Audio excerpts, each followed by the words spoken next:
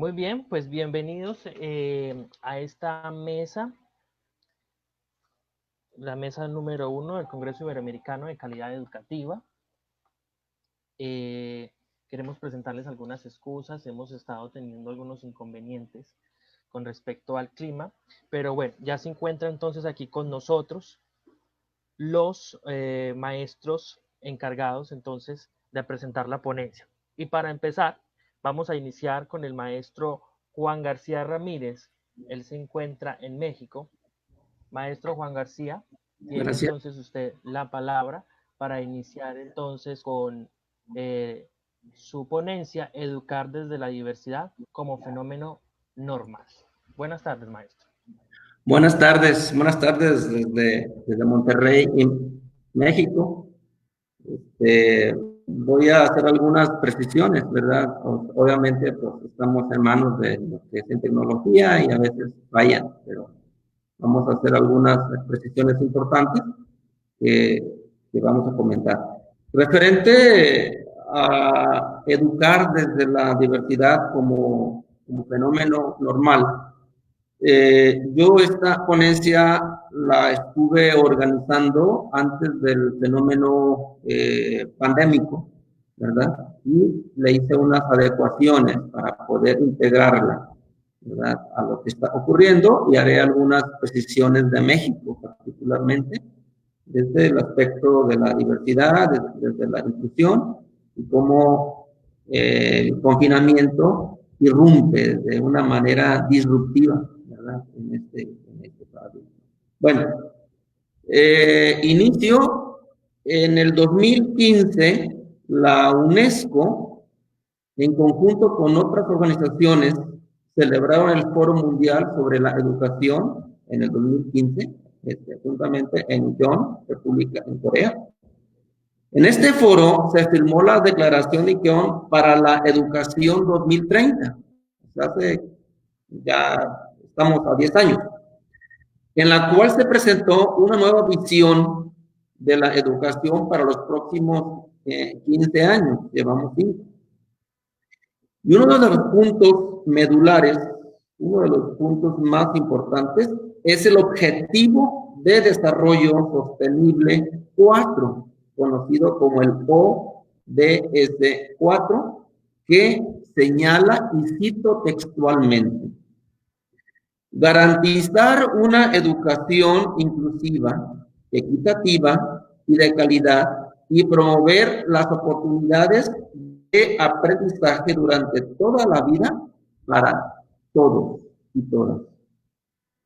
Vamos a precisar epistemológicamente un campo semántico referencial respecto a educación, humanismo e inclusión. Pero ¿cómo precisamos el vocablo educación desde la raíz ontológica, desde una base humanista? Explico. Una de las características principales que nos explican como seres humanos es la perfectibilidad. Es decir, somos seres en construcción. Nos hacemos todos los días a través del despliegue individual y colectivo. Uno de los despliegues es la trascendencia, la prolongación de nuestra huella como seres gregarios. De ahí la imperativa e impronta acción educativa. En efecto, desde un punto de vista ontológico, la educación es una relación entre personas, de las que una influye intencionalmente sobre la que le ayuda a adquirir de las cualidades necesarias para alcanzar su fin. Este influjo consiste principalmente en comunicación de bienes capaces de actualizar las potencialidades de cualquier ser humano. Esta comunicación suscita, orienta y sostiene las energías propias del sujeto que se va perfeccionando según su propia naturaleza y vocación personal. De la anterior consideración, se precisa que la educación tenga asidero ontológico cuyo fin impacte en la praxis vital, es decir, en el ejercicio práctico. En consecuencia, la educación se convierte en derecho humano fundamental y la base para garantizar la realización de otros derechos. ¿Y qué papel juega el humanismo? Vimos educación, humanismo. Humanismo. Sin entrar en complicaciones terminológicas, humanismo esencialmente es la valoración del ser humano y la condición humana, como la generosidad, la solidaridad, la compasión, la preocupación por los atributos de lo humano. Es decir, muy importante esto, mirar horizontalmente y de manera articulada los diferentes escenarios donde conviven los seres humanos. Influir en el sentido de cooperación para transformar y trascender individual y colectivamente. Bueno, vimos la educación, humanismo y ahora la inclusión. Inclusión. Y la inclusión en donde se sujeta ontológicamente.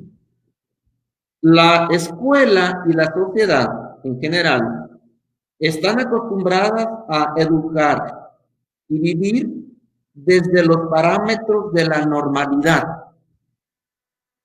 Entiéndase normalidad en este sentido que muchas de las cosas que hacemos, ya sean administrativas o sean operativas dentro del aula o en otros aspectos, regularmente lo hacemos desde los aspectos que nosotros llamamos normalidad.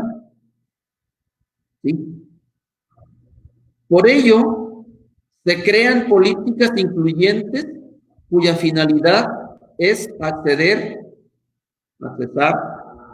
agregar, integrar, incluir, para no dejar atrás.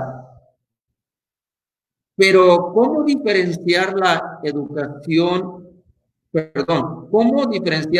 inclusión educativa de una llana integración al mundo normal, de una accesibilidad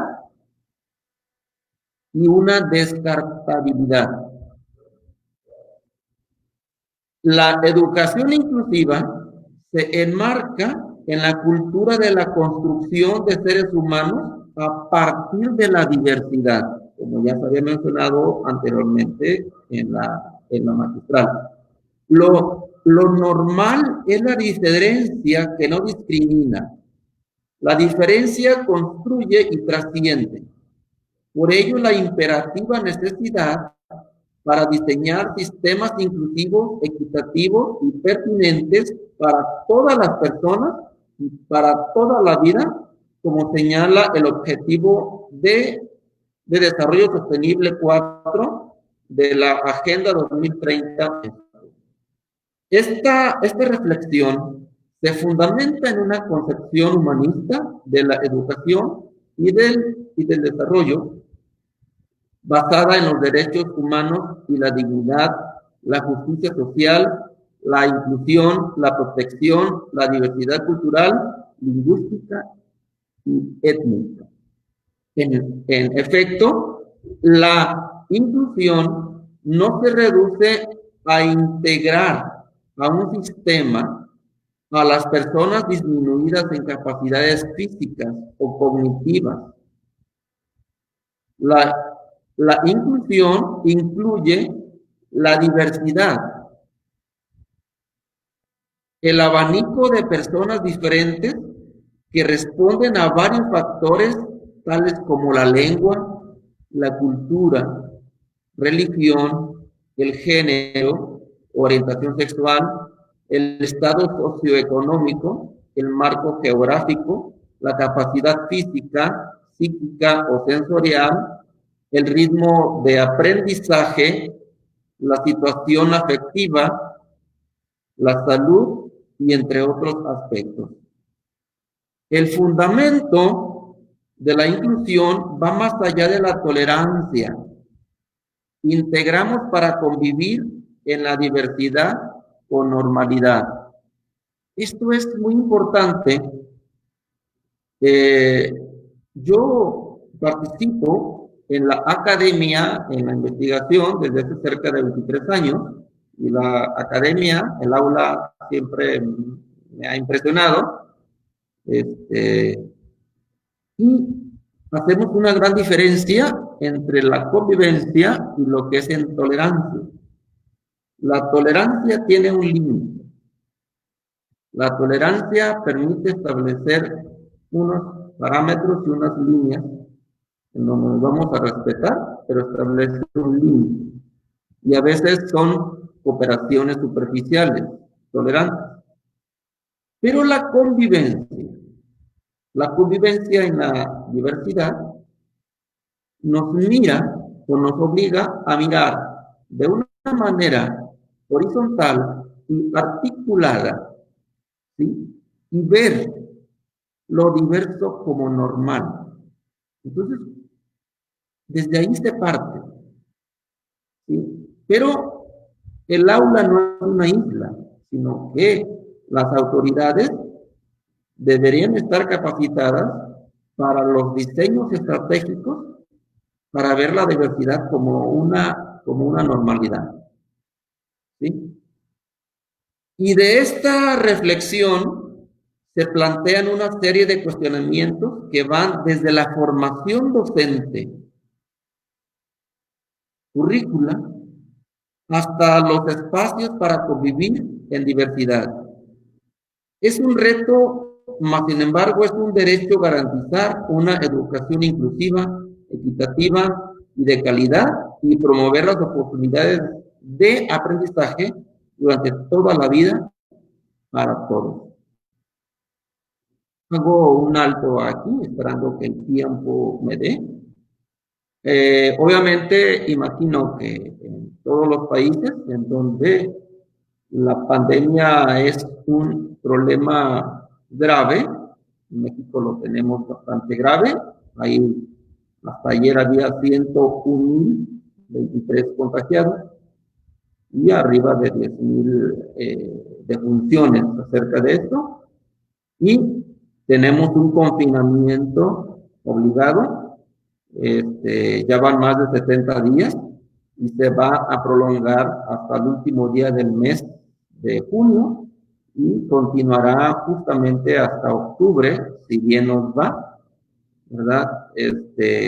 Y aquí es en donde también esta parte entra en una cuestión de inclusivo, ¿sí? Y hacíamos una reflexión sobre el repensar lo humano, una reflexión desde lo que es el confinamiento, porque también al regreso de los niños, de los adolescentes, de las personas al aula, a una nueva realidad, una nueva forma de incluirlos, ¿verdad? Porque hay una problemática muy grave y en nuestra Universidad Autónoma Nuevo León en México se está revisando que hay una problemática muy importante en cuestión a los aspectos emocionales. Imagino que en todos los países también está ocurriendo esto y se han abierto oportunidades para la atención al público, para la convivencia a partir de lo que es el confinamiento. ¿Y cuál es el punto del abordaje cuando regresemos a las aulas con esta nueva inclusión, aparte de las otras, ¿verdad? Y surgen ahí que el confinamiento a los latinos nos arrebató lo cercano, lo sagrado, el contacto, el abrazo que se convierte en símbolo, en una representación a la distancia cibernética. Entonces, ¿cuál es el punto del abordaje? Pues, hay tres cosas importantes que podría aclarar antes de seguir acá. Uno es reinventarnos o reinventar una nueva realidad sin perder la identidad de la última y sin diluirnos en ella. O resignificarnos, buscar un nuevo sentido, un nuevo significado, o recuperar, y esto es importante, recuperar lo que estaba invisible, recuperar y visibilizar lo extraviado y lo oculto. Y este confinamiento también nos ayuda a repensar en todas las personas, en la otredad, en aquellos que en algún momento estaban descartados y que ahora los incluimos, pero que esta inclusión no sea una llana integración, sino que en algún momento las instituciones incluyan desde la diversidad y se vea lo normal. ¿Sí? Entonces, esta reflexión es muy importante.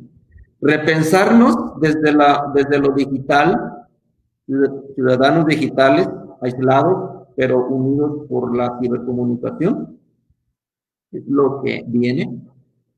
Y la pregunta es, ¿estará en riesgo la condición humana o mutaremos a una nueva manera de humanizar nuestra relación con el entorno, en el aula,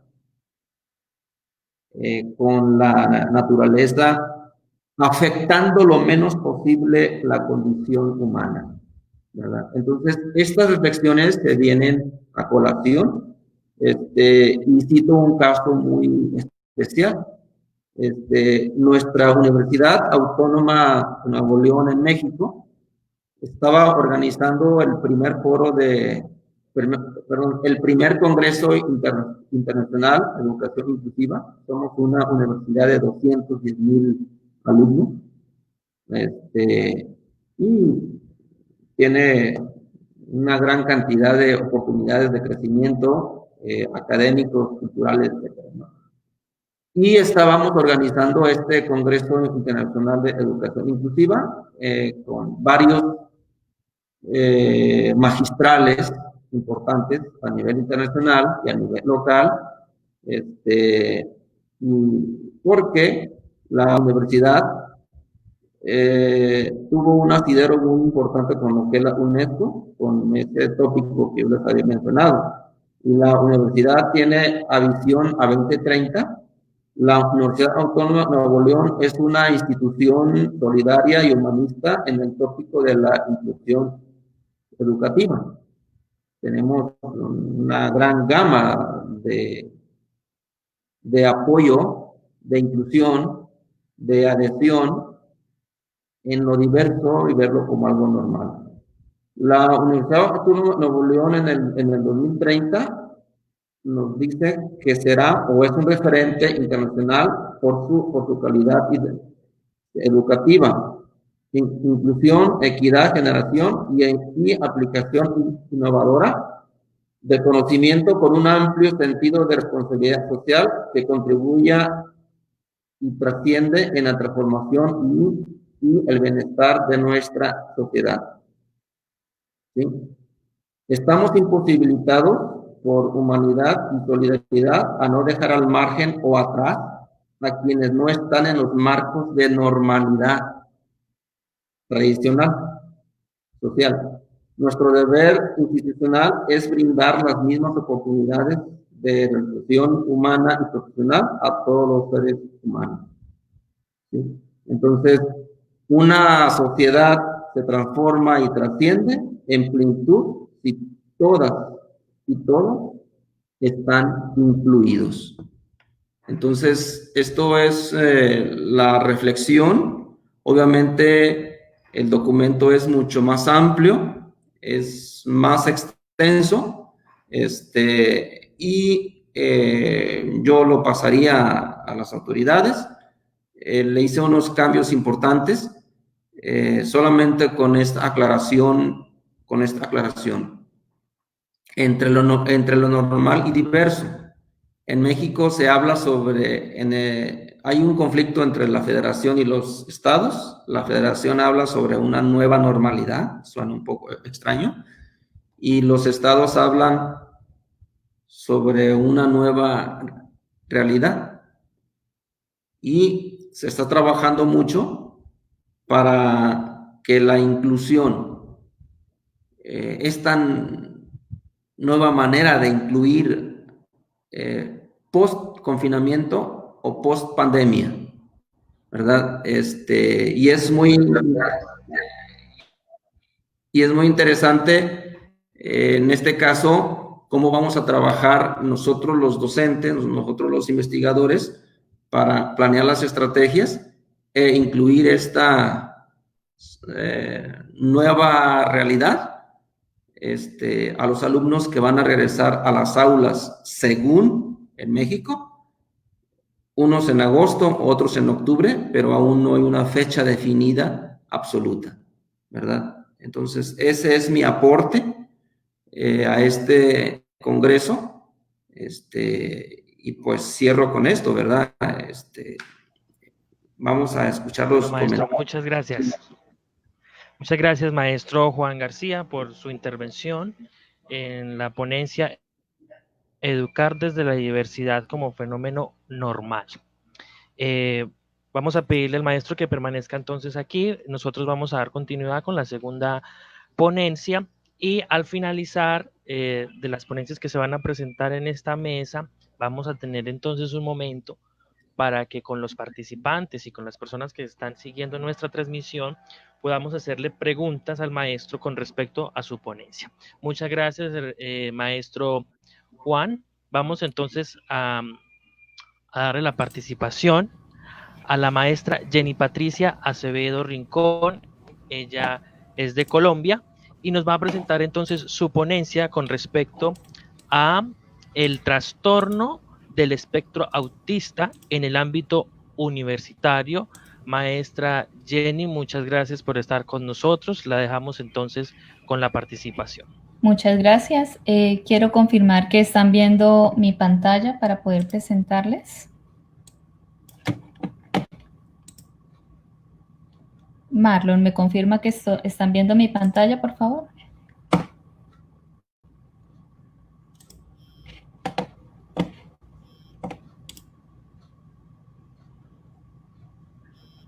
Perfecto. Entonces, bueno, buenas tardes.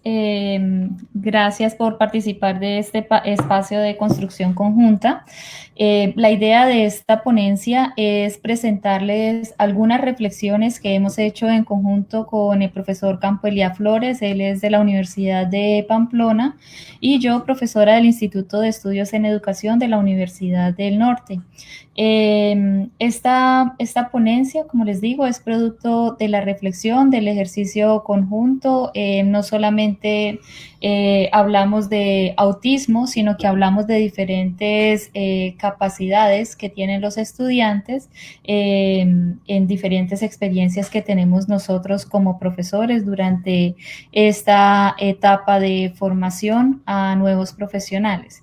Entonces, la pregunta inicial que surge en esta ponencia es ¿por qué es necesario hablar de atención a la diversidad? Entonces resulta que estamos viviendo en un mundo donde hay diversidad, hay heterogeneidad de las personas que participamos de la educación, de movimientos sociales, de diferentes perspectivas y hay necesidad de hablar de esto precisamente en el aula, que es un espacio de formación conjunta.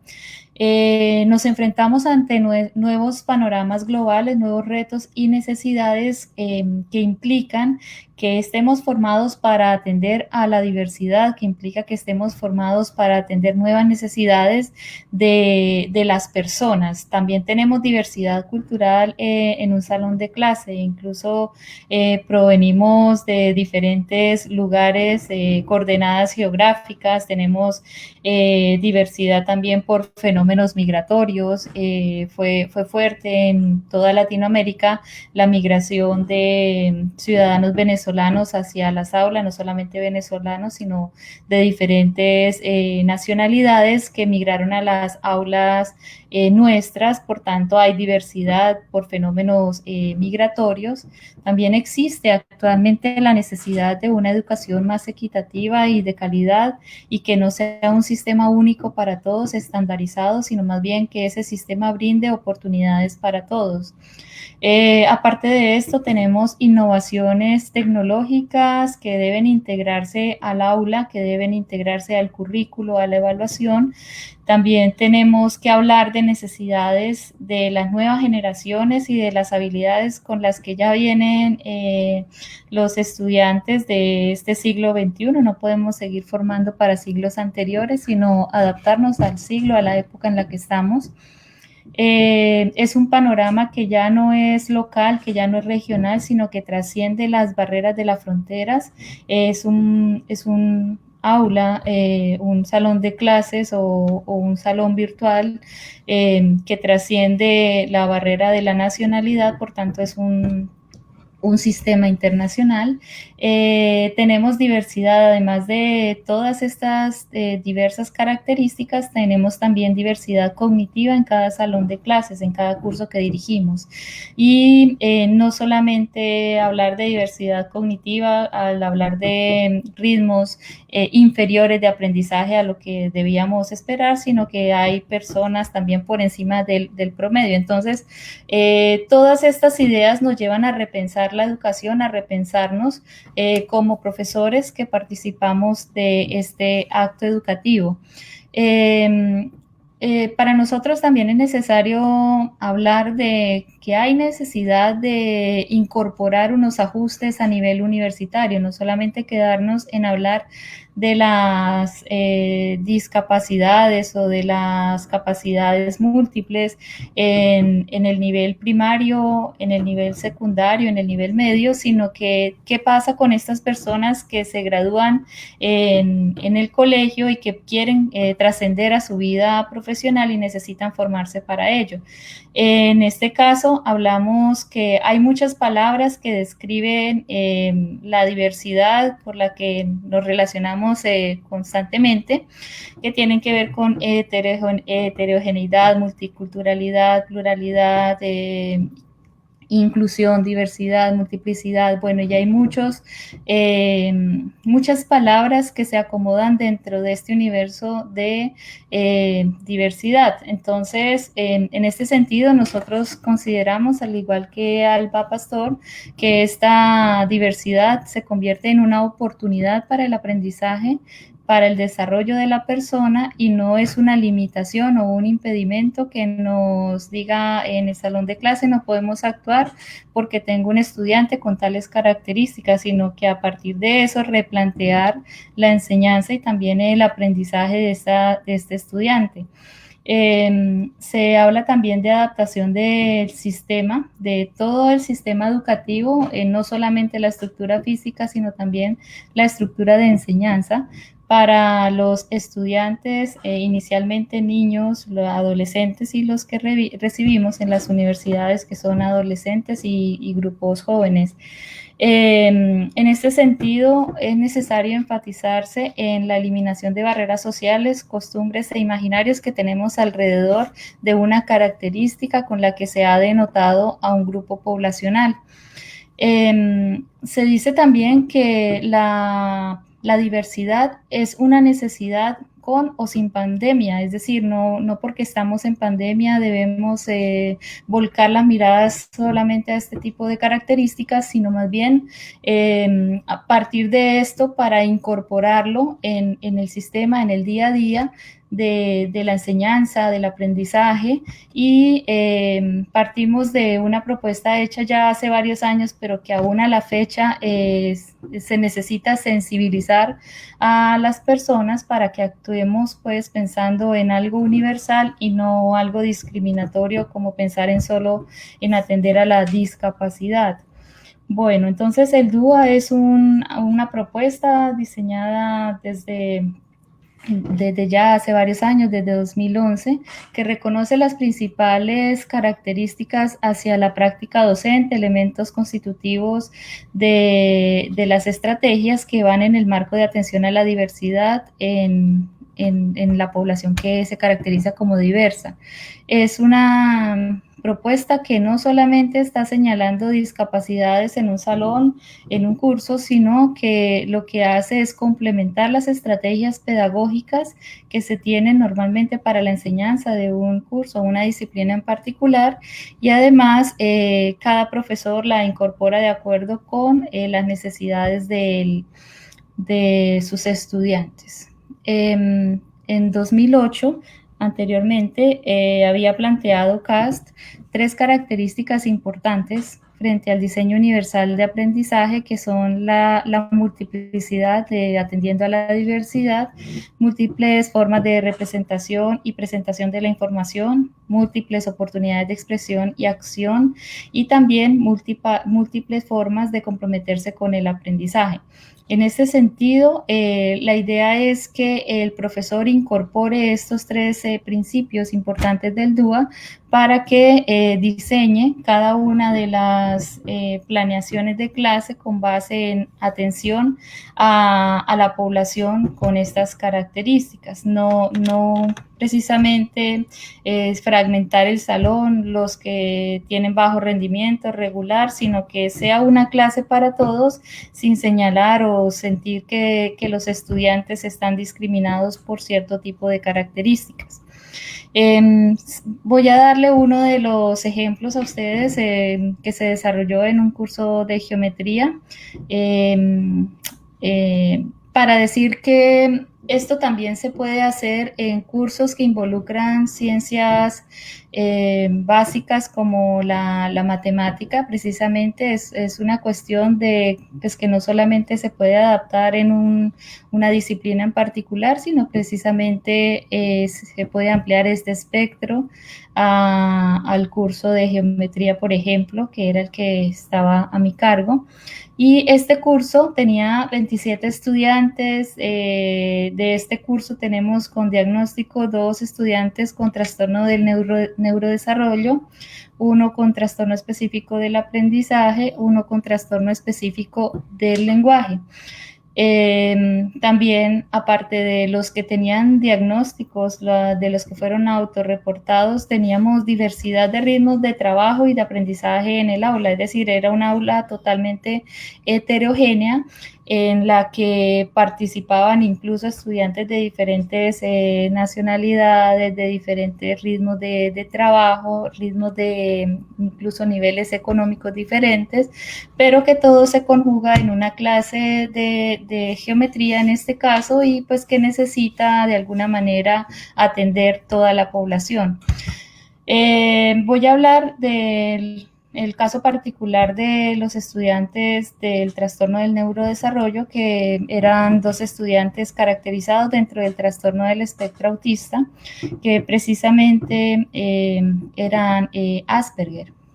Entonces, estos estudiantes tenían, en general, un estudiante con trastorno del espectro autista tiene dificultades en su interacción social, en la comunicación verbal y no verbal, es un estudiante con conductas repetitivas e intereses restringidos, y también dentro de sus dificultades para organizarse es la poca habilidad de planificación, flexibilidad mental y cognitiva, generatividad, inhibición de respuestas, habilidades mentales y sentido de la actividad, que conjuga todo esto las habilidades ejecutivas del estudiante. No todas las personas que están caracterizadas dentro del trastorno del neurodesarrollo del espectro autista tienen las mismas características. Unos son más funcionales que otros, sin embargo, tienen algunas características comunes, no todas. Entonces, por tanto, para cada uno de ellos hay necesidad de diseñar estrategias que atiendan su aprendizaje. Dentro de los ajustes que se hicieron en este ejemplo que estoy brindando en esta ocasión, se tuvo en cuenta la dimensión. Ya más adelante vamos a hablar con la siguiente ponencia con Liliana de cuáles son los ajustes que se manejan a nivel institucional, pero para el caso particular de este ejercicio reflexivo se dieron ajustes en cuanto a la dimensión de aprendizaje y desarrollo cognitivo. En este caso, hablando del lenguaje y la comunicación, dentro de las estrategias contempladas fueron las preguntas de verificación de comprensión de las instrucciones, parafraseo de las instrucciones sin sonar repetitiva la instrucción. Se trabajó mucho la anticipación a las tareas, anticipación a las acciones, anticipación a las clases que continuaban en la secuencia. En la parte de atención, el trabajo fue desarrollado a partir de la proximidad cuando era físico. Sin embargo, en la etapa virtual se vio una proximidad desde las instrucciones que se dieron a los estudiantes y desde la pregunta reiterativa, dirigiéndonos directamente al estudiante sobre su comprensión, un acompañamiento también, además de atención al grupo, un acompañamiento individualizado.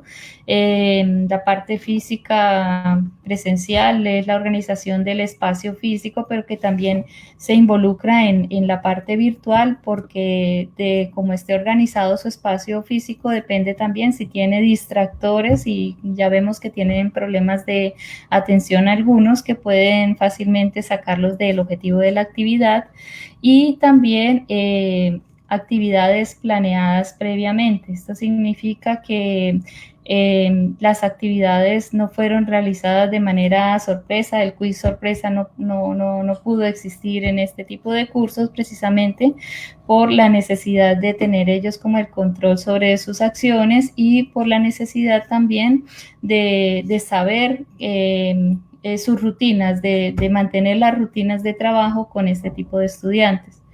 Frente al razonamiento, continuamos con la instrucción directa, ejemplificación, acompañada de modelación de cada una de las acciones, es decir, dar la instrucción, pero también modelar yo misma en clase de geometría qué era lo que esperaba de aquellas instrucciones. Y las instrucciones realmente no podían ser tan largas. Estas necesitaban ser fraccionadas, no solamente para pensar en estos dos estudiantes del espectro autista, sino para pensar también en el grupo, que era demasiado heterogéneo. Dentro de las funciones ejecutivas se trató de priorizar las instrucciones segmentadas, la anticipación a cada actividad, sobre todo a las evaluaciones. Sabían que por cada clase había una actividad por entregar, entonces se acostumbraron a cierto tipo de rutinas.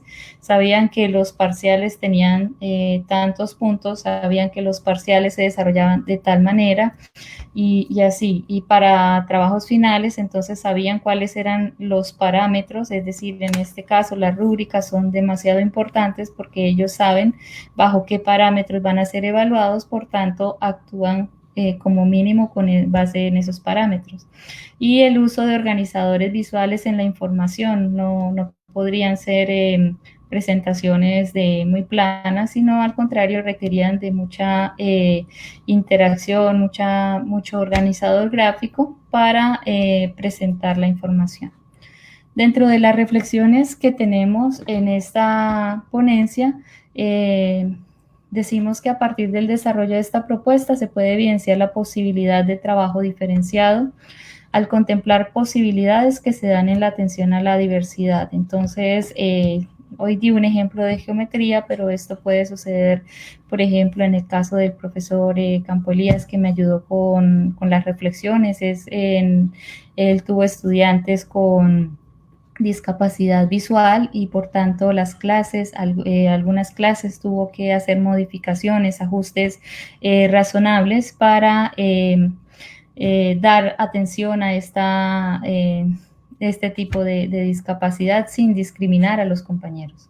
Sin embargo, vale la pena también aclarar que esta forma de enseñanza flexible, según Vázquez, y universal, de acuerdo pues con lo que se habla en el DUA, solo se logra en la medida que haya sensibilidad frente al reconocimiento de la diferencia del otro, es decir, que nos reconozcamos todos diferentes y no que nos metamos todos como en un saco donde están los normales, que esa palabra es bastante odiosa.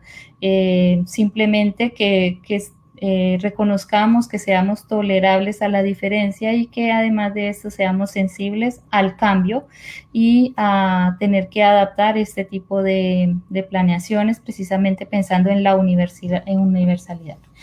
Mientras no se reconozca lo heterogéneo en el salón de clases, será difícil pensar que los estudiantes son diferentes y que incluso nosotros somos diferentes y que contamos con habilidades diversas que pueden desarrollar en espacios y tiempos diferenciados. Solo bajo esta estructura se puede concebir una forma de desarrollo de un curso diferenciado. Y ya para finalizar, quedan algunos cuestionamientos, más preguntas que respuestas, porque la idea es que este tipo de experiencias nos permitan repensar el actuar que tenemos como profesores. Y es qué retos se deben asumir al interactuar con nuevas generaciones cada vez más diversas. Qué tipo de profesores preferimos ser. Entonces hay varias reflexiones al respecto. En la reflexión número 3, por ejemplo, digo que sería más fácil solamente pasar contenido y hacernos los de la vista gorda y decir, no, acá todos tienen igual ritmo, todos son,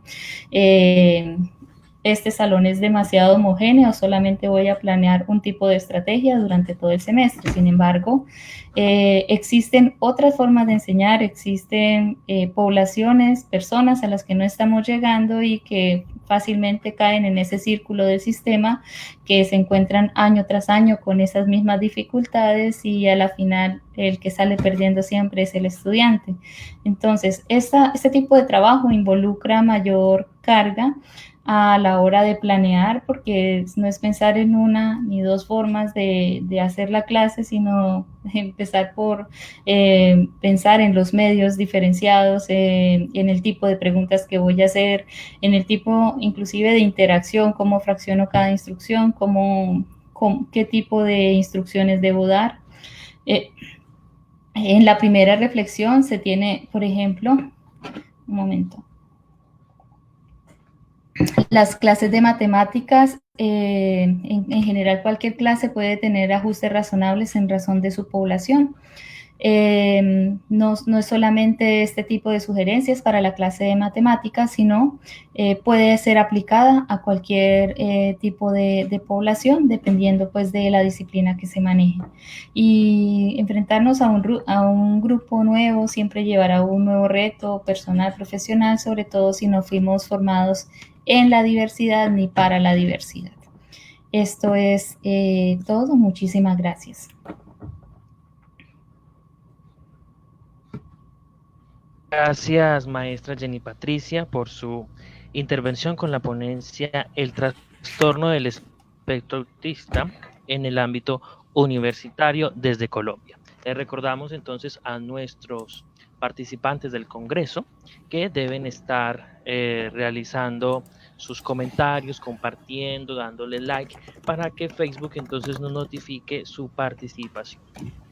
Vamos entonces con la segunda ponencia, que también está a cargo de la maestra Jenny Patricia Acevedo y de la maestra Liliana María Castro Álvarez. ¿Me confirman por favor quién inicia? Empieza Sigue Liliana, Liliana. entonces vamos aquí. Muy bien. Liliana, ¿nos escucha?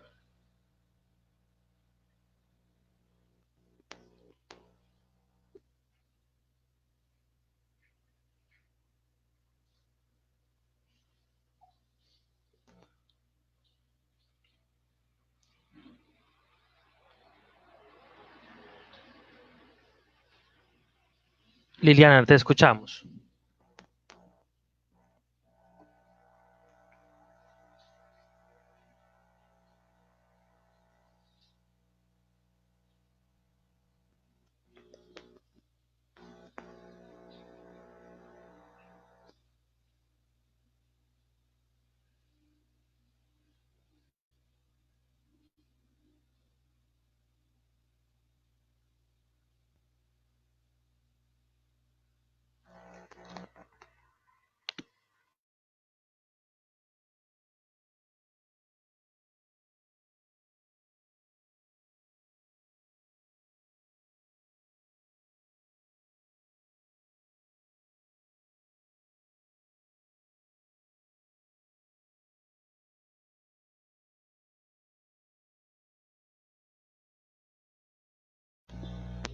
Esperamos un momento, por favor. Liliana ya continúa con nosotros. No se vayan a retirar de la mesa. Gracias.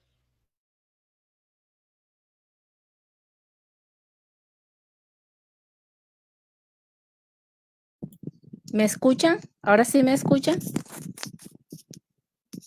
Sí, ya te estamos escuchando, Liliana. Por favor, continúa. Muchas gracias y bienvenida Gracias. a la mesa Disculpen que con tengo como entonces, problemas con el audio. no te preocupes, vamos entonces a escuchar la ponencia Experiencia de aprendizaje remoto para población en condición de discapacidad y nos acompaña entonces para iniciar la maestra Liliana María Castro Álvarez desde Colombia. Maestra Liliana, bienvenida y puede continuar. Mil gracias por la invitación. Gracias a este público por asistir a la convocatoria que ha planteado CIED. Sí, bueno, en la tarde de hoy vengo a presentarle la experiencia de aprendizaje remoto para población en condición de discapacidad en una experiencia, como lo titula la presentación, que comparto con un equipo de profesionales de la Universidad del Norte, en el que participa también la maestra Jenny Patricia Acevedo Rincón, quien me antecedió en esta presentación. Bueno, contarles un poco que la experiencia se ubica en el contexto de la Universidad del Norte, que es una institución de educación superior de carácter privada de la Universidad de la ciudad de Barranquilla, en el departamento del Atlántico, en Colombia. Yo comparto con la profesora Jenny el espacio de formación en el contexto tanto de pregrado como de posgrado en la Universidad del Norte, la cual alberga una población de 16.153 estudiantes.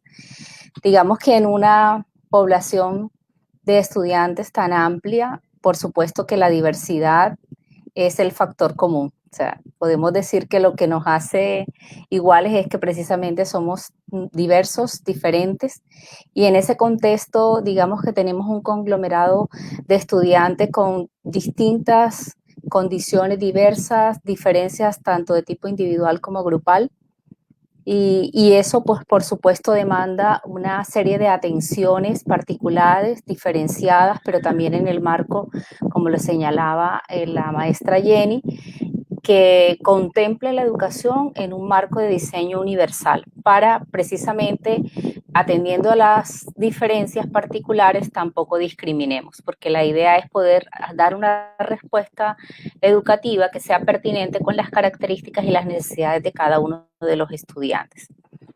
Les decía que el marco de la atención desde la propuesta de ajuste razonable que les vamos a presentar vincula a todos los estudiantes de la universidad, es decir, también a los de posgrado, y en ese contexto pues participamos todos los actores de la comunidad educativa, pero ya en lo que tiene que ver con las acciones de implementación, en el diseño de las experiencias de aprendizaje, todos los docentes de la universidad, quienes por supuesto tienen formaciones pertinentes con cada uno de los programas y con formación de maestrías, doctorados y postdoctorados. La experiencia llega a la universidad en un momento importante, por cuanto el plan de desarrollo de la universidad 2018-2022, en este nos declaramos como una universidad incluyente. En ese marco de universidad incluyente, nosotros planteamos que la atención educativa que se ofrece se hace desde la inclusión, la diversidad y la equidad. Nos reta, por supuesto, en ese marco de atención a la diversidad, a pensar y a repensar las formas en las cuales hemos venido ofreciendo esa respuesta educativa, y a partir de la constitución del plan de desarrollo que acabo de mencionar, se constituyen unos comités en la universidad. Hay un comité de profesores y estudiantes, un comité de política e inclusión, un comité de investigación, y alrededor de esos comités giran una serie de acciones que nos han llevado a ir caminando hacia la construcción de una ruta de atención a la diversidad. En ese contexto, nos fusionamos dos equipos, que son el comité de profesores y el comité de estudiantes, y es ahí donde se inscribe la experiencia que les vamos a presentar para poder hacer seguimiento y acompañamiento desde primer semestre de aquellos estudiantes que denominamos autorreportados, es decir, aquellos que desde que llegan a la universidad e inician el proceso de inscripción y de admisión, reconociendo que tienen una necesidad específica de apoyo, declaran a la universidad abiertamente que tienen una condición alrededor de la cual es necesario generar unos procesos de andamiaje. Entonces, como universidad incluyente, nosotros iniciamos toda una activación de una ruta de atención que es precisamente la que estamos en este momento monitoreando. Ya les explico por qué. ¿Quiénes hacen parte de ese comité de inclusión conformado por la comisión de profesores y la comisión o el comité de estudiantes y profesores? Dos maestras, que son la profesora Jenny y la profesora Liliana del Instituto de Estudios en Educación de la Universidad del Norte. Un profesional de apoyo del Centro de Recursos para el Éxito Estudiantil, que se llama CREE, de esa misma dependencia, un par académico, un par estudiantil y un par padrino. Un profesional de bienestar universitario de la universidad, que es una psicóloga, y una psicóloga clínica del Departamento de Psicología de la universidad.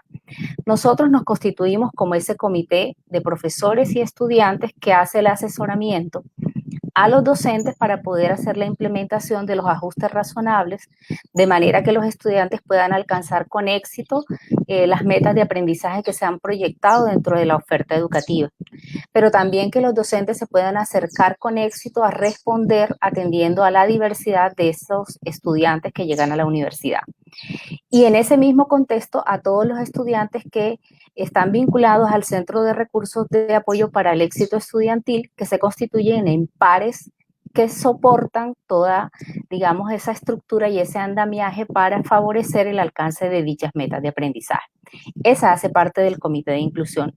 Nosotros iniciamos la experiencia a partir de que se constituyó la declaración de universidad incluyente, pero realmente iniciamos el pilotaje de la ruta de atención a la diversidad en el 23 de enero de este año y bueno, a la fecha de corte 6 de mayo hemos realizado 23 reuniones, 7 talleres de ajuste razonable, hemos hecho unos grupos de discusión con maestros, hemos vinculado y movilizado a la comunidad educativa hacia generar unas acciones de seguimiento individual que vayan pues guiadas hacia el proceso de acompañamiento para que los estudiantes que declaran tener alguna condición que requiere apoyo reciban el apoyo que necesitan.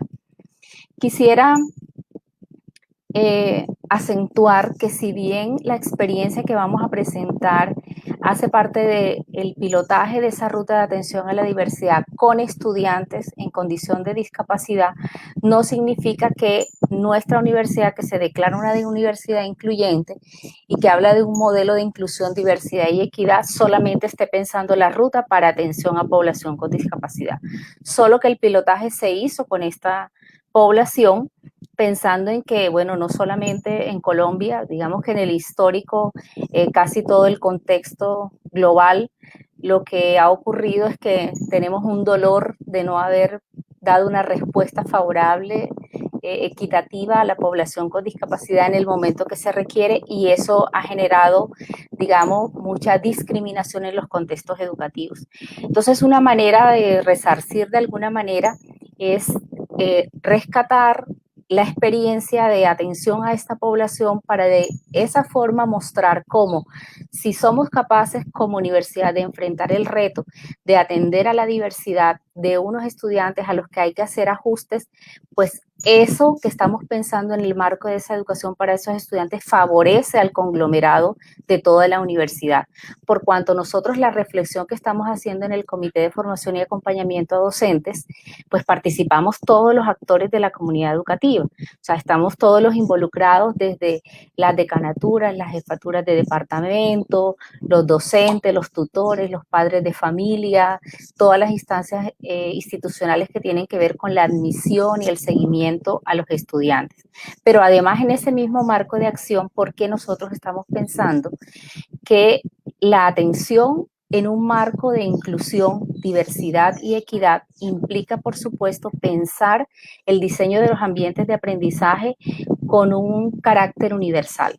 Por eso, digamos, se alinea esta propuesta con lo que presentaba la maestra Jenny en la anterior presentación, cuando ella decía que generar un marco de oportunidades a través de la implementación de una propuesta de trabajo como la del diseño universal de aprendizaje, proporciona realmente muchas oportunidades a los estudiantes, muchas oportunidades alrededor de la presentación y representación de la información, de las formas a través de las cuales ellos pueden expresar que han comprendido y aprendido, pero también muchas oportunidades para que se comprometan. Entonces, ese diseño en ese marco universal permite que pensemos con ese criterio el diseño del ambiente de aprendizaje de manera que se beneficia todos los estudiantes de la comunidad educativa. ¿Por qué? Porque estamos pensando en generar y activar una serie de recursos que vamos a poner al servicio de la experiencia de aprendizaje, en la que consideramos los estilos de trabajo, los estilos de aprendizaje, los estilos cognitivos, las condiciones sociales, culturales que tienen cada uno de los estudiantes que acceden a nuestra oferta educativa. Entonces, en ese marco de acción se constituye en una gran oportunidad. Para hacer todo este diseño del plan de ajustes razonables, pensando, digamos, en esta modalidad remota que nos ha tocado enfrentar a raíz del confinamiento generado por la pandemia, reconocimos que más allá de los recursos que ya estábamos utilizando y alrededor de los cuales estábamos preparando a nuestra comunidad educativa, había que hacer una incorporación de otros que permitieran mediar todo el proceso de aprendizaje y de enseñanza a través de la virtualidad misma. Entonces, pues le incluimos el apartado de remoto. Eso no quiere decir que nosotros ya no hubiéramos estado trabajando, veníamos haciendo un trabajo bastante comprometido desde el año anterior y pues todo lo que llevábamos antes del inicio de la pandemia. Ya estructuramos un manual que precisamente aborda las condiciones de discapacidad. Aquí en esta presentación que les estoy mostrando, se ilustra la discapacidad como el centro alrededor del cual se percibe, por ejemplo, y se contemplan las características de la población en cada una de las dimensiones de desarrollo con los aspectos que compromete cada dimensión. Y aquí, por ejemplo, está el de la dimensión y habilidad cognitiva. Fíjense que tiene varios aspectos que están vinculados al desarrollo mismo de esa dimensión de habilidades cognitivas y de aprendizaje.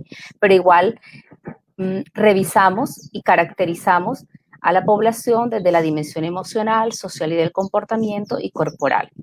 ¿Qué es lo que ocurre? Que si bien el centro es el reconocimiento a las características diversas de esta población en discapacidad de sus distintas esferas de desarrollo, nosotros para estructurar el manual tuvimos en cuenta algo que ustedes observan en la fila superior que está señalada con morado, y en el que primero determinamos cuál es esa característica, pues digamos, patognomónica que hace claramente visible un signo en esa población con discapacidad.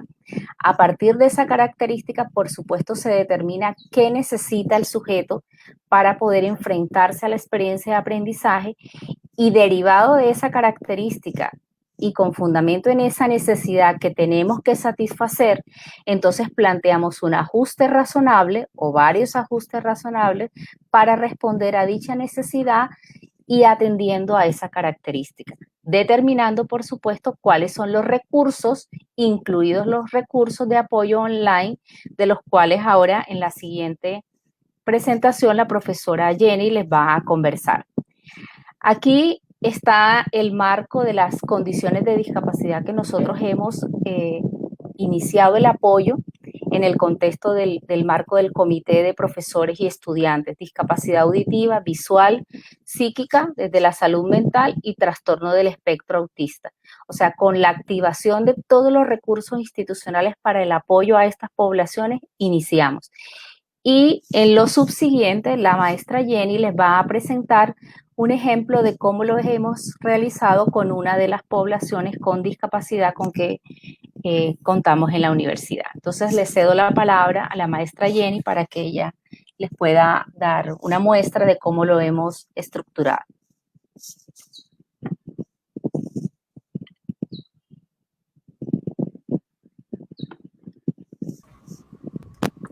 Entonces, el manual de ajustes razonables, como la profesora Liliana lo indica, es una forma de dar respuesta a las necesidades que se presentan actualmente en la universidad. Nos hemos enfocado en este momento en 4 tipos de definiciones de discapacidad.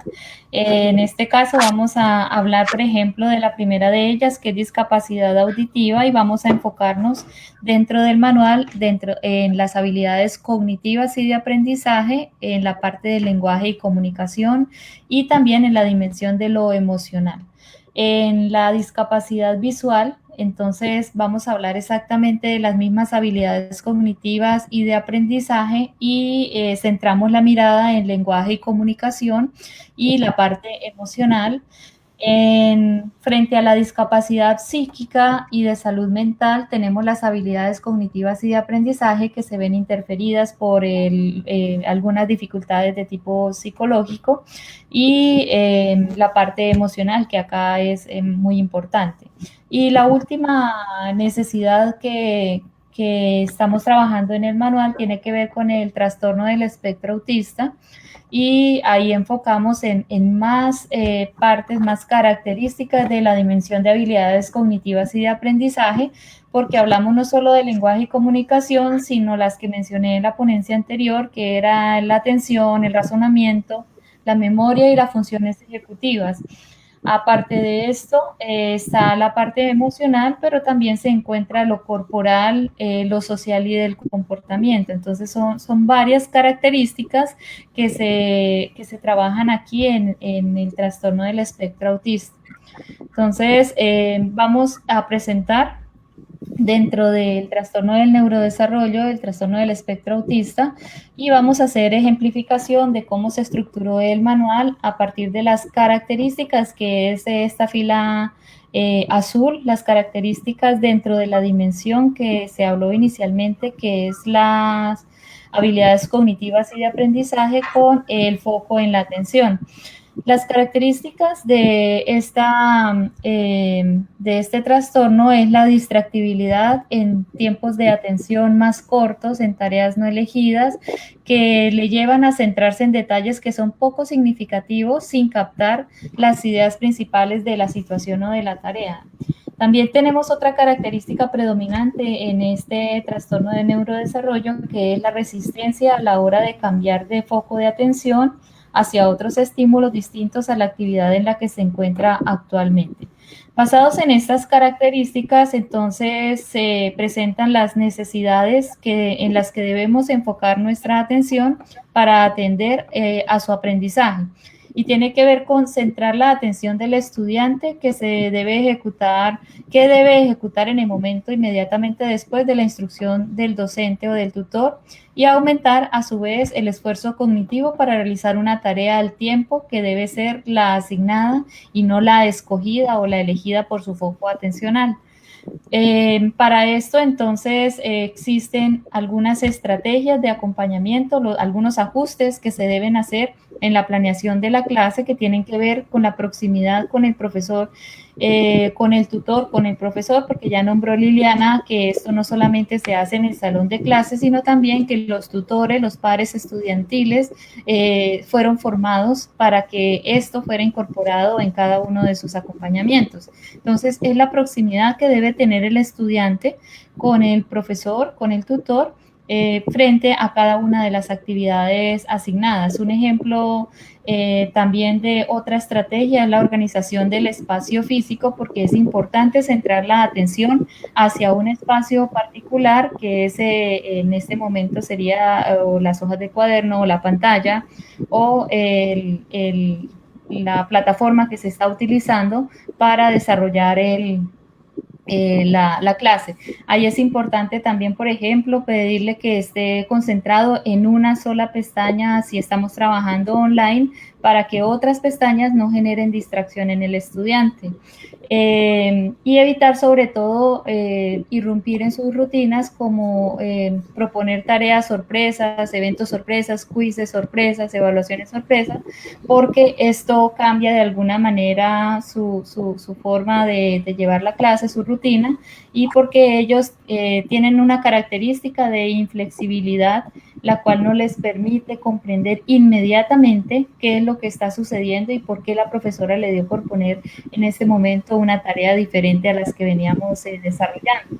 Si hay necesidad de acudir a este tipo de tareas, entonces hay necesidad también de hacer una anticipación a esta tarea y anunciar previamente en la clase anterior, la próxima clase vamos a trabajar tal tarea, no es igual a las tareas anteriores. Al iniciar esa misma clase, decir, el día de hoy recuerden que vamos a trabajar una tarea diferente que se caracteriza por esto, esto, esto, y recordar la segmentación también de las instrucciones. Por otra parte, nosotros tenemos en la dimensión del lenguaje y comunicación, en las habilidades cognitivas y de aprendizaje, el foco en lenguaje y comunicación, que se caracteriza por el marcado retraso en el lenguaje y la comunicación no verbal, el poco contacto visual y la postura corporal, que es característica en ellos, las dificultades para iniciar o mantener el diálogo o interacción a través de una conversación y las tendencias a hablar reiterativamente de un mismo tema. Entre las necesidades que se tienen entonces para enfocar su aprendizaje es emplear un lenguaje expresivo oral para que comuniquen sus ideas y pensamientos. Es decir, permitirle expresar algo más de lo que la instrucción está diciendo, permitirle expresar si se siente cómodo con ese tipo de actividades, dar la oportunidad de expresión del estudiante. También trabajar en tareas simultáneas para romper la perseveración, que es como la capacidad que tienen de reiterarse y quedarse intentando una y otra vez la misma actividad hasta lograr el objetivo. Dentro de los ajustes propuestos se encuentran en la parte derecha de la presentación y es permitir estrategias de expresión y acción variada, no solamente una forma de expresión de las respuestas, no siempre que sea escrito, no siempre que sea oral, no siempre que sea de una misma forma. La preparación del material con antelación, esto es muy importante, la anticipación para el estudiante, es decir, que el estudiante si pudiera desde el principio de semestre conocer el detallado de sus clases, qué va a lograr en cada clase, sería importante para poder avanzar en su aprendizaje y también lograr actividades alternas para el logro del resultado de aprendizaje. Bueno, tenemos otros ejemplos en razonamiento. Las características son dificultades para la comprensión y la planificación y la solución de problemas. La idea es que a partir de esto el estudiante logre integrar la información a partir de la atención a estímulos, el seguimiento instruccional, la comprensión e interpretación de la tarea que lo lleve al razonamiento y la resolución de la misma. Por tanto, hay que facilitar al estudiante instrucciones directas, poner ejemplos, hacer modelaciones de las situaciones, dar seguimiento diferenciado a las instrucciones y la realización de las tareas y proponer diferentes fuentes de acceso a la información. Bueno, algunos de los resultados que tenemos aquí actualmente, me gustaría proyectar esa diapositiva si es posible. Tiene que ver con los talleres que hemos logrado. Ha sido una tarea bastante ardua el tener que decirle al otro, oiga, todos somos diferentes, todos necesitamos diferentes condiciones para poder aprender. Es necesario que nos ajustemos y que podamos darle atención a todos los estudiantes. Entonces, esto ha sido una tarea bastante grande porque han sido varios los talleres que se han dado, los café tertulias que se han ofrecido a profesores. Sin embargo, aún falta que todo eso que se ha dicho se ponga en práctica y que todos hablemos como un mismo lenguaje. Sin embargo, el primer paso ya se dio y es conformar un comité, conformar estrategias, a atender a profesores, a atender a estudiantes junto con sus padres y la idea es que esto siga avanzando, que trascendamos de los 25 estudiantes que son atendidos actualmente y que sigamos en el acompañamiento a los que estaban anteriormente reportados y la idea es continuar en esto y dar amplitud a la atención a los a los que hacen parte de esta ruta de inclusión. Eso es todo. Muchas Muchísimas gracias, gracias. maestra Jenny. Bueno, pues el tiempo también se nos hace corto y vamos entonces a llamar aquí al maestro Juan, porque vamos entonces a dar un inicio a las preguntas que tengan los participantes y en este congreso. También lo que tienen que ver con algún comentario. Entonces vamos a estar revisando los comentarios que han dejado nuestros participantes. Los ponentes pueden verlo a través del botón Comments que se encuentra al lado derecho. Y vamos entonces a ir leyendo las preguntas que tengan entonces nuestros participantes.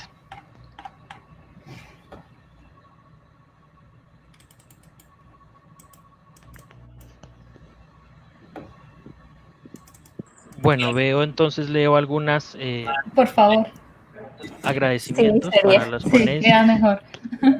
Que son muchos los comentarios. Sí, yo voy entonces a ir aquí leyendo. Por ejemplo, entonces tenemos a Cooper Gerson, que pregunta, ¿cómo vamos a combatir la discapacidad con la parte de la educación virtual? Entonces le damos la palabra a la maestra Liliana para que entonces nos responda la pregunta. Bueno, realmente no podemos invisibilizarla y es un reto, es un real reto, pero ahorita nosotros decíamos que estábamos generando estrategias para hacer el acompañamiento. A nosotros nos ha funcionado mucho utilizar a los pares tutores y a los pares amigos. Es decir, el par tutor para el caso de nosotros en el contexto de la universidad es alguien que asigna el centro de recursos de excelencias para que le haga el acompañamiento a lo largo del semestre al estudiante, pero el par amigo es aquel que el maestro de cada asignatura identifica con quien el compañero tiene afinidad para que le pueda enviar los chats a través del WhatsApp, para que si no se pudo conectar le apoye, o sea, que esté como atento y pendiente a él y pueda generar un nivel, un clima de confianza y de afecto tal que le permita que el estudiante se anime a poder utilizar los recursos. Ahora, otra cosa muy diferente sería si tenemos un estudiante que no tiene las posibilidades de conectividad. Ahí es un poco más complejo el proceso. Nosotros no hemos tenido realmente esa experiencia, pero seguramente algunos estudiantes la tendrán en el contexto de otras universidades. Y ahí lo que sugerimos es utilizar lo que es más cercano a cada una de las familias y de los seres humanos hoy por hoy, que es el uso del celular.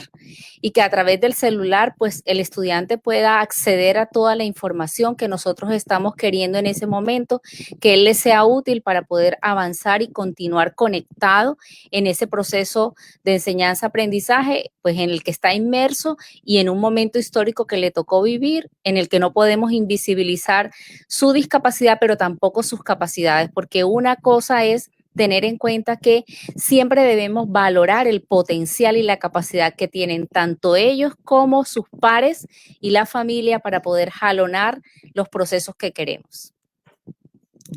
Muchas gracias, maestra Liliana, por su intervención. Tengo aquí una pregunta para el maestro Juan con respecto, y lo hace la participante María Cenedo Espina. Dice, buenas tardes, ¿hasta dónde va el compromiso de la parte psicosocial en las instituciones y el apoyo a los docentes y al núcleo familiar? Maestro Juan. Sí, gracias. Bueno, voy a hacer una mención de un caso particular desde nuestra universidad, ¿sí? Desde nuestra universidad.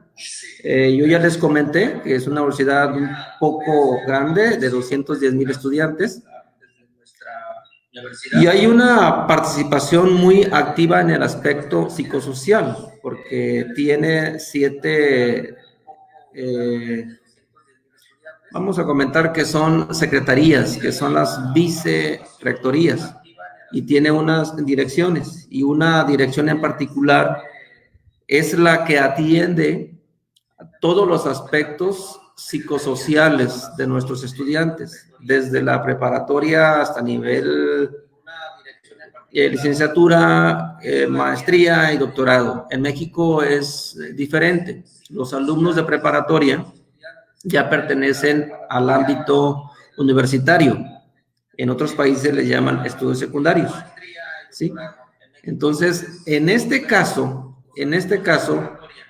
hay un apoyo muy particular desde antes de lo que es el confinamiento, ¿sí? Cuidar la salud emocional de nuestros estudiantes.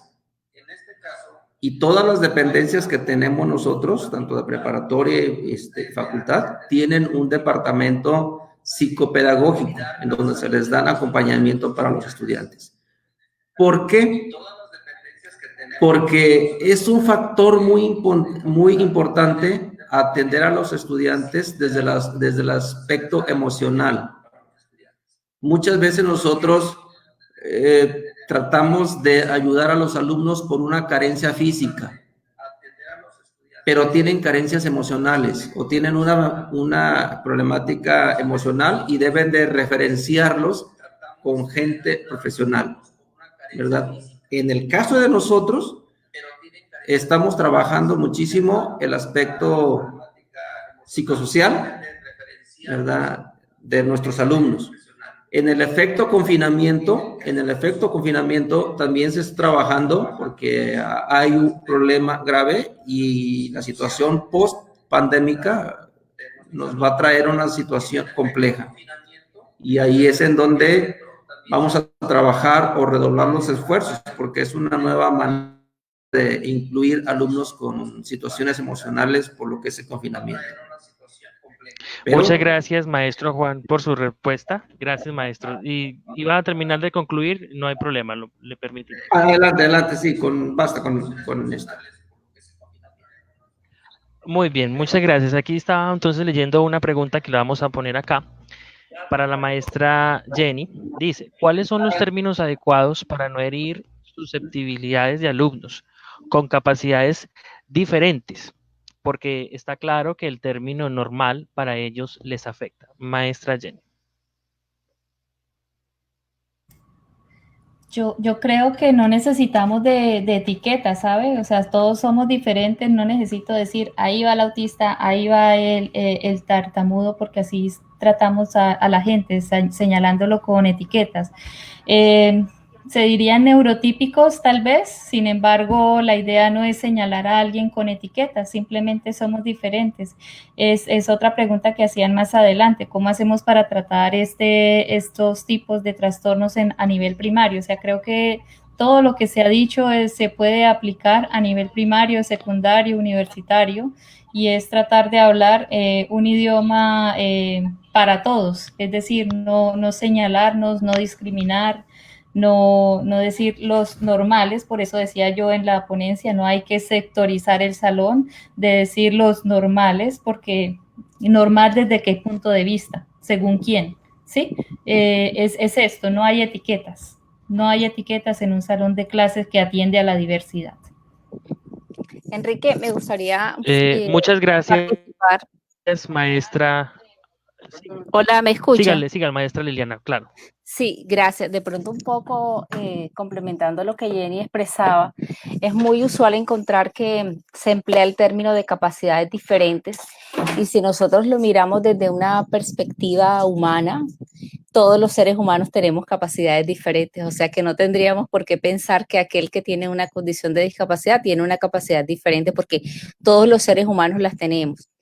Entonces, voy a poner un ejemplo que lo hace de la medicina. Por ejemplo, usted llega a una ronda médica en un hospital y el médico cuando está haciendo la ronda en la entrega de turno dice, Liliana es una paciente con diabetes. Es decir, lo primero que él rescata es mi condición de ser humano, me reconoce, yo tengo un nombre, ¿verdad? Tengo una condición de paciente porque estoy en un servicio clínico, ¿no? Y luego es que dice que yo tengo una condición de salud que amerita una atención particular, pero lo que se rescata es la condición de ser humano primero. Entonces, pues capacidades diferentes las tenemos todos. Entonces, lo que hay que reconocer es a cada quien con su nombre y sus capacidades y luego destacar qué necesidades tiene para saber cómo le vamos a responder frente a esas necesidades. Muchas gracias, maestra Liliana. Tenemos entonces una pregunta para el maestro Juan. Hecha por Marisol Peñuela, que dice, ¿Será que los sistemas educativos, en especial el mexicano, tendrán que asumir una pedagogía más humana para resolver los problemas de violencia, discriminación, exclusión, corrupción, etcétera? Maestro Juan. Sí, bueno, es una pregunta muy interesante y muy ad hoc a nuestro sistema educativo nacional en México, desde la política que se está viviendo en México, ¿verdad? Sabemos que hay una política de izquierda recién y es muy discriminatoria, lo puedo decir, y ahí está toda la evidencia. Más que una política una cuestión de humanística, es una cuestión de humanidades, ¿sí? Y es una cuestión de articulación. En México tenemos un problema muy grave de reformas y contrarreformas, abrogaciones, ¿sí? Y ahorita tenemos que la presidencia actual le ha regresado al sindicalismo el control de lo que es la educación, y es un sindicalismo totalmente político. Entonces, los que estamos en la batalla frente al aula, nos llegan contenidos muchas veces de colores, ¿verdad? Que sectorizan y polarizan a lo que es la sociedad. Entonces, tenemos un problema grave en México, y obviamente que la educación ayuda muchísimo, y lo que el maestro hace en el aula tiene que replantear lo que dicen los contenidos, ¿sí? Entonces, ese es un problema que tenemos en México. Y obviamente que a través de ahí favorecemos para desterrar en cierta manera lo que es la violencia, lo que es la corrupción, lo que son las malas prácticas, pero eso tiene que ver con un trabajo muy aislado del docente en el aula, cuando debe ser un trabajo articulado de los diferentes actores, como lo que es el gobierno, lo que es la sociedad, lo que es el entorno, lo que es el docente, lo que son las instituciones. Pero eso se está trabajando, y ahorita tenemos una traba muy grande por un gobierno de izquierda radical en México. Muchas gracias, maestro Juan. Tengo por aquí un complemento. Dice Wendy Pérez que está completamente de acuerdo con el maestro Juan. Lamentablemente es una realidad que se enmarca en casi toda Latinoamérica. Muchas gracias. Tenemos entonces la pregunta de Merlina. Dice para la maestra Jenny, ¿cómo es el sistema evaluativo? ¿Las evaluaciones para personas con capacidad especial son distintas para el resto de los estudiantes o se aplica a nivel general? Maestra Jenny. Ok, el objetivo de aprendizaje para todos los estudiantes es el mismo. ¿Qué se adecúa? Se adecúan los tiempos, se adecúan las formas de recibir, de revisar si el estudiante aprendió o no un tema. Entonces, por ejemplo, al otro estudiante que decía con trastorno específico de aprendizaje, necesitaba mucho más tiempo que un estudiante del resto del curso que para resolver uno de los parciales, por ejemplo, o para argumentar alguna de las preguntas que se hacían. Por tanto, a este estudiante en particular, lo que yo hacía era darle más tiempo. Por ejemplo, al otro estudiante Asperger, la idea de él era que hablaba y irrumpía mucho en clase. Entonces, ¿qué tocaba hacer? Como que adaptar esas condiciones que él tenía hacia las evaluaciones. Las evaluaciones de él eran diferenciadas en la forma de obtener yo evidencia de aprendizaje, más no en el objetivo, en el resultado de aprendizaje. Es decir, para todos era la misma tasa de evaluación, sino que la forma de llegar, el camino para llegar a era diferente para cada uno de ellos. Muchas gracias, maestra Jenny. Tenemos aquí una pregunta más para la maestra Liliana. ¿Cómo se podrían conformar comités de inclusión en universidades públicas, donde quizás el apoyo es mucho más reducido? Maestra Liliana.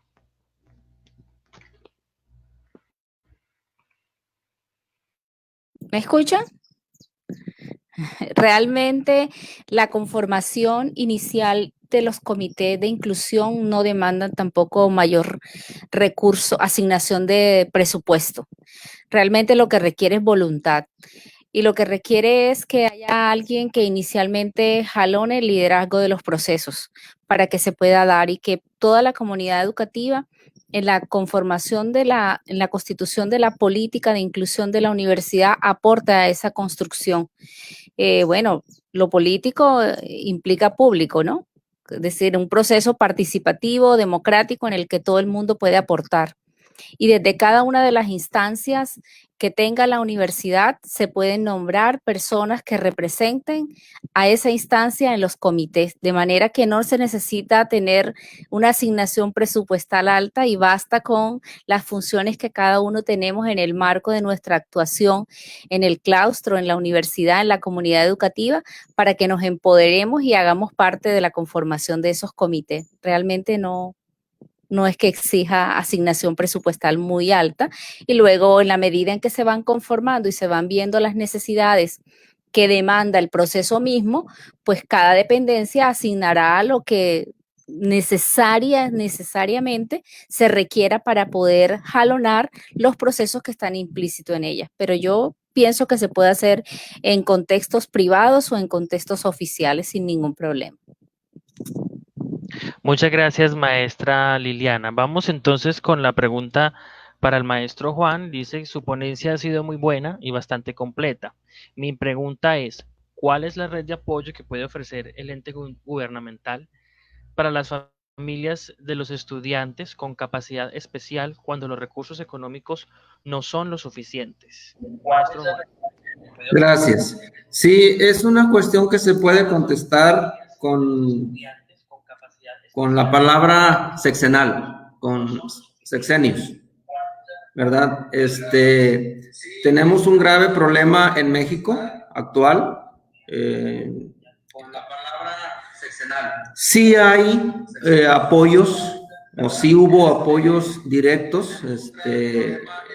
Había mucha comunicación entre el gobierno federal o estatal con la iniciativa privada, y juntos hacían trabajos muy, muy importantes para apoyar a las personas que tenían situaciones muy particulares en familias, desde la precariedad en salud hasta alguna situación en enfermedad. Inclusive se tenían escuelas, ¿verdad?, para las personas, para apoyarles.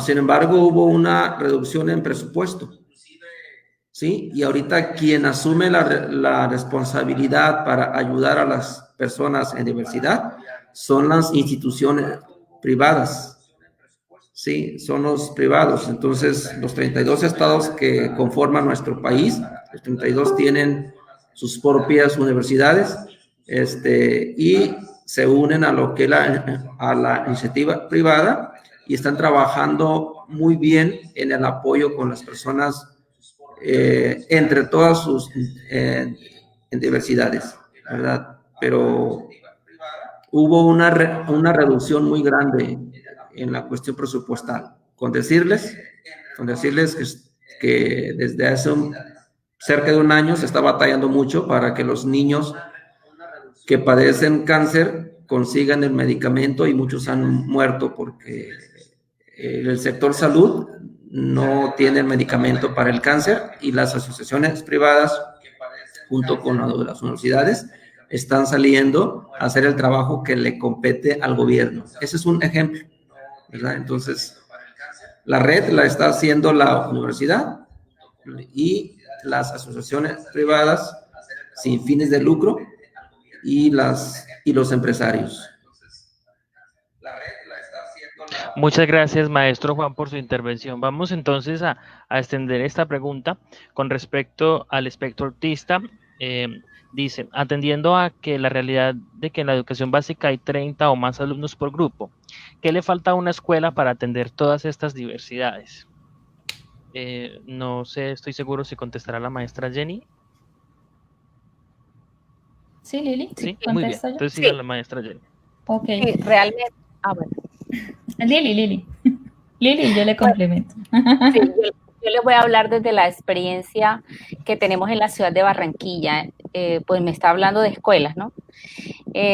Nosotros desde la experiencia en Barranquilla, lo que activamos en las instituciones educativas para poder realmente hacer el acompañamiento y lo que nosotros denominamos el apoyo pedagógico a los chicos en condición de discapacidad era que las escuelas contaran con un docente de apoyo, así es la denominación desde nuestro sistema educativo, que tiene como perfil profesional ser un educador especial. Ese educador especial no significa que es una sombra, como lo denominan en algunos contextos, que está al lado del chico que tiene una condición de discapacidad, sino que es una persona que asesora a toda la comunidad educativa alrededor de cuáles son los ajustes razonables que hay que realizar para poder lograr la construcción de una escuela realmente inclusiva. Entonces esa persona se constituye en apoyo para el estudiante que requiere dicho ajuste, para la familia, para los docentes, para los administrativos y para la comunidad educativa en general. Entonces él puede tener en la experiencia de nosotros un educador especial a su cargo 40 estudiantes de toda la comunidad educativa a quien le hace el acompañamiento en la construcción de los planes individuales de ajuste razonable. De manera que también jalona la construcción y la participación de los comités al interior de las instituciones para que toda la comunidad se convierta en andamiaje para el proceso educativo de esas personas que están en la institución. De esa manera no se recarga una sola persona, no es solamente el profesor que está al frente del aula, sino es toda la comunidad trabajando en pro del bienestar y el alcance de la calidad de vida de esa persona que requiere el apoyo. Así lo hemos hecho en Barranquilla.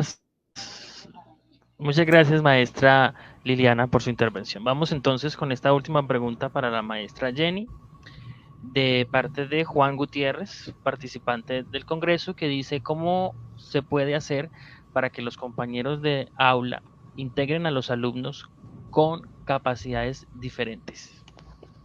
Ok, yo creo que es importante, yo no sé si me están escuchando, que me desconecte un momento. Sí, sí se escucha, Jenny. Sí, le estamos escuchando bien, maestra. Ok, es importante que desde el mismo profesor se vea esta integración por medio de cada una de las actividades propuestas. Entonces es importantísimo el trabajo en grupo al inicio de cada uno de los cursos. También es importante conocer al grupo y decir, tratar de organizar este grupo de manera que sea una persona demasiado paciente. Por ejemplo, si quiero ponerle un par acompañante, un par estudiantil al estudiante, empezar a conocer qué personas podrían colaborarle a este estudiante y empezar a armar grupos de estudiantes que se puedan complementar. Es importante que desde el mismo profesor se mantenga un lenguaje neutro, es decir, que no empiece a señalar ciertas dificultades delante de todo el salón, a relevar siempre aspectos positivos de los estudiantes, como a tratar de integrarlo de diferentes formas y también buscar un grupo de apoyo que pueda ayudarle al estudiante y a los estudiantes que están en estas dificultades para que puedan superar y lograr sus aprendizajes de manera adecuada. Muchas gracias, maestra Jenny. Ya entonces, con el maestro Juan podemos ir concluyendo sobre su tema con esta intervención de Merlina. Así es, la problemática económica en México en este aspecto es marcada por eso. Por eso mi pregunta con el apoyo hacia la parte económica con respecto a la educación. Me queda claro, maestro Juan, muchas gracias. Entonces yo creo, maestro, que aquí podemos ya darle una conclusión muy generalizada acerca de su ponencia sobre educar desde la diversidad como fenómeno normal y dándole ya entonces un mensaje a nuestros participantes.